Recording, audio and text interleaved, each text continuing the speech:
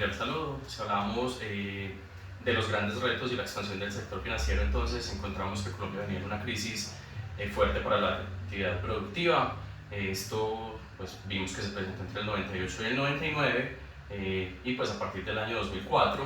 empezamos a encontrar una década de constante crecimiento. Entonces vemos que todo este crecimiento se da por el auge en términos de todo lo que tiene que ver con intercambio, y si a esto le sumamos entonces la posibilidad de acceso de América Latina a todo el financiamiento externo, pues esto representa una mejora importante en los costos de financiamiento. Para este caso también los fuertes niveles de inversión extranjera nos dieron ahí la posibilidad de tener cobertura en los déficits que teníamos de cuenta corriente, y pues sabíamos que ese era uno de los puntos débiles que presentaba el país en la época. Si esto lo miramos entonces desde la mirada macroeconómica, encontramos que Colombia se impulsó por el crecimiento rápido de las exportaciones a Venezuela. Esto nos ayudó bastante. El nivel de crecimiento en general mundial y todas las remesas que llegaban al país, esto pues nos impactó bastante positivamente, pero tuvo una suspensión que vimos en el año 2009 y bueno, solo a partir de 2010 entonces empezamos a encontrar que nuevamente vuelve a crecer, aquí impactada por la variable de intercambios, y encontramos en esta segunda temporada la reducción considerable de todo el tema de exportaciones a Venezuela por los temas políticos que se generaron entonces con los líderes de ambos países en ese momento. Entonces, dentro del análisis de las variables tenemos que el crecimiento en el Producto Interno Bruto de los años 2004, 2006 y 2007 se vieron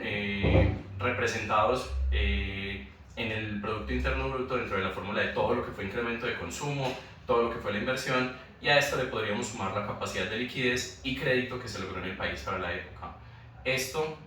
contrastado entonces con la baja tasa de inflación para esos mismos periodos. Si nosotros miramos los gráficos que se representaron en el Banco de la República, teníamos un incremento del Producto Interno Bruto, era un poco estable, empezó a fluctuar más después de 2010, pero la inflación sí tenía cierto decrecimiento y eso nos terminó impactando positivamente. Vimos por allá en 2008-2009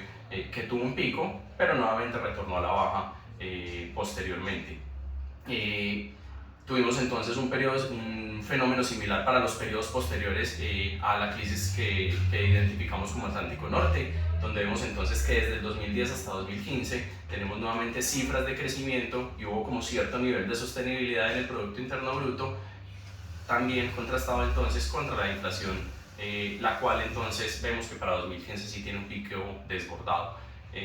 Todo esto asociado a niveles de endeudamiento en América Latina que disminuyeron de manera notoria. Esto sabemos que generó un nivel alto de confianza en los mercados financieros de la región. Y en esta misma segunda fase de crecimiento, pues se impactaron las exportaciones a Venezuela, lo mencionaba ahorita,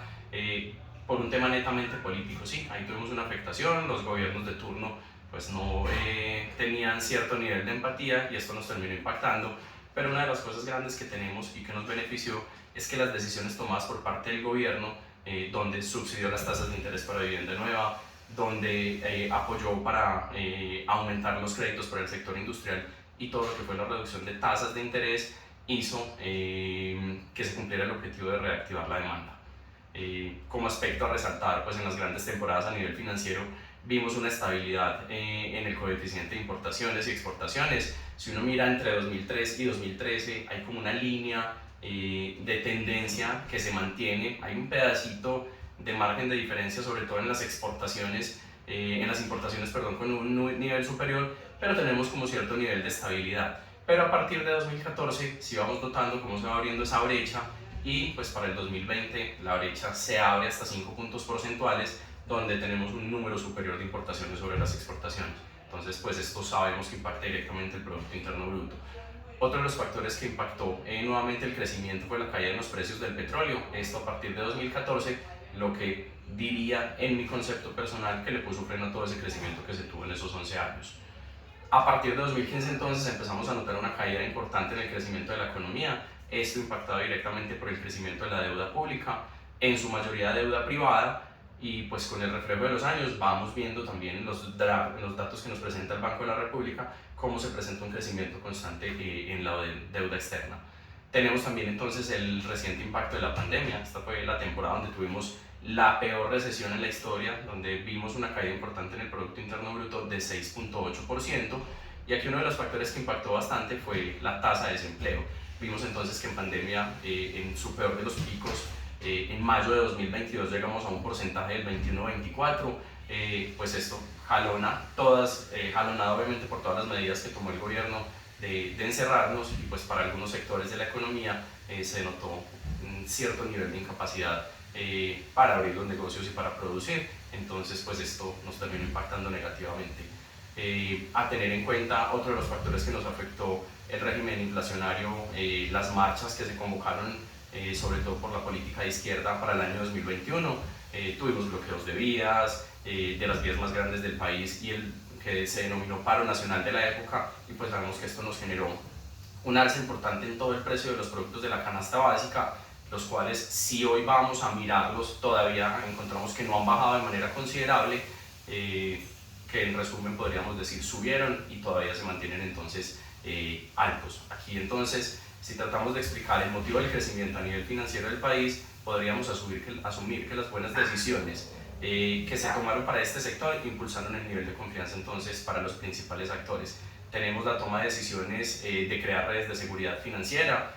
Sabemos que aquí el Ministerio de Hacienda impacta positivamente, toda la Superintendencia